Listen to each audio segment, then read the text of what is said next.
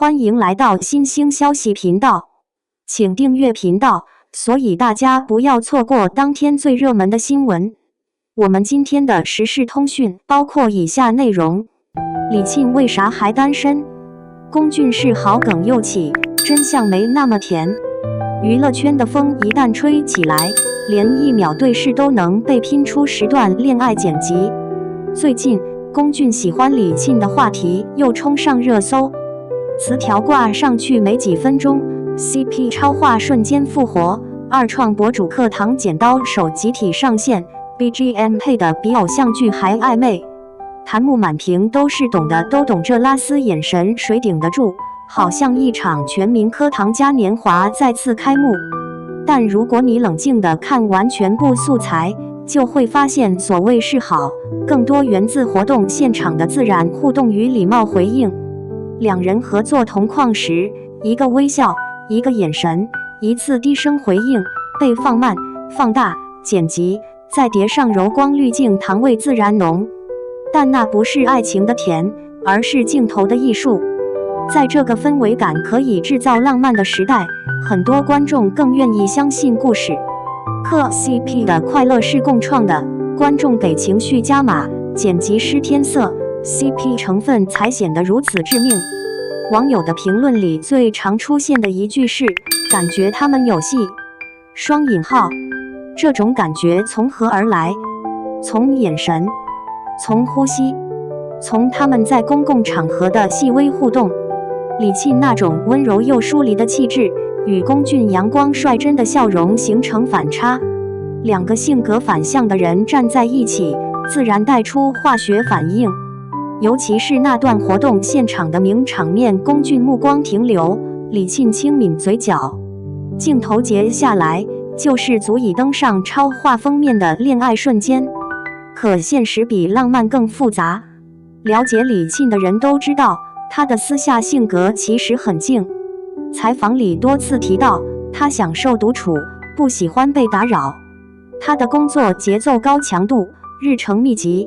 每一次曝光几乎都和作品或品牌有关。恋爱这种需要时间、情绪、空间的事情，对他而言是要慎重安排的私人领域。他曾经说过一句话：“我不怕单身，也不怕被误会，我只怕被催促着去过不想要的生活。”这句话其实道出了很多成熟女演员的心声。李沁从《红楼梦》的少女薛宝钗，到《庆余年》的林婉儿，再到请君千古绝尘、欢乐颂3中的多面角色，她早就用作品积累起行业信任。这种稳定的职业路径，也塑造了她的清醒，一种来自长期自律与自知的理智。她懂得分清工作与私生活的界限。面对媒体追问，她从不回避，但也不多解释。他知道自己不需要借恋情来维系热度。他不是没有被赚过绯闻，早年与杨洋合作《微微一笑很倾城》时被磕过，与邓伦合作《楚乔传》时也被磕过，但他从未主动利用话题炒作。每一次，他都静静地退后一步，把镜头交还给角色。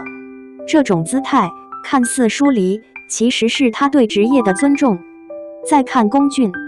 自从《山河令》之后，他的公众形象就稳固在温柔有礼、阳光暖男这一框架里。无论是红毯、综艺还是采访，他都保持得体、真诚的态度。这样的性格特质，使他在和任何女艺人互动时，都显得有点甜。例如一次代言活动上，他称赞李沁气质温柔，很有古典美，只是普通的礼貌夸奖。却被网友解读为暗戳戳表白。综艺中他一句李沁很适合古装的评论，也被做成暧昧合集。但娱乐圈的规则是，公开示好要小心。品牌站位、话题引导、同框角度，每一个细节都影响舆论走向。李沁在这方面极有经验，他会笑着接话，也会巧妙化解暧昧，既给足面子，又不添柴火。那是一种老江湖式的从容。5. CP 糖的双刃剑，观糖与野糖。CP 文化早已成为娱乐圈的副产品。粉丝课堂、剪视频、造海报、写同人，构成了一个庞大的次创作生态。业内把 CP 分成2种：官堂，来自官方宣传，作品配对或艺人合作；野堂，由网友根据互动、表情或氛围自行脑补。龚俊与李沁的 CP 显然属于野堂供给稳定型。二创视频每周都有，海报精致的像宣传片，尤其那张拉丝眼神 PNG 几乎成了课堂圈的精神图腾。但问题是，糖一旦被刻过度，就可能反噬。过度上升真人，容易带来网络压力。有人开始催婚，有人脑补剧情，甚至出现代入式恋爱，这些都会影响艺人的正常生活与公众形象。理智的粉丝懂得止步，磕归磕，不上升，不越界。情绪的甜留在屏幕里，理性的尊重给到现实。当网友问李沁为啥还单身？双引号。其实这个问题的潜台词是，一个漂亮、温柔、成功的女人，怎么可能没恋情？但时代不同了，现在越来越多的女性，尤其是成熟女演员，已经不再以恋爱状态作为幸福指标，她们更看重的是精神契合、三观同频、生活方式匹配。在李沁这个阶段，恋爱不是逃避孤独的出口，而是锦上添花的选择。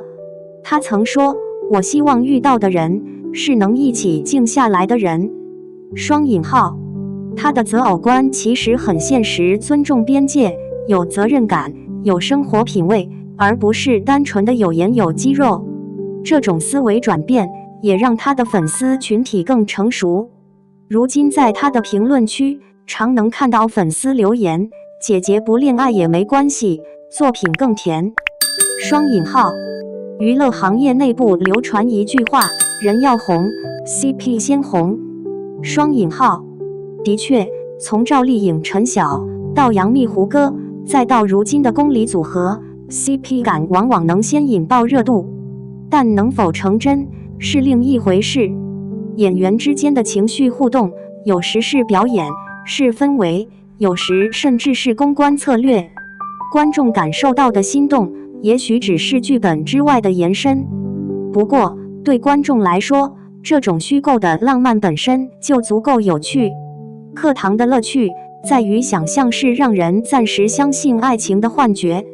李沁的慢不是拖延，而是沉稳。她在选择作品上从不仓促，哪怕1年只拍1部戏，也要保证质量。她不追流量，也不热衷于话题营销。她清楚，热度来得快，也会退得快，唯有作品能留下痕迹。同样的，她对待感情也如此。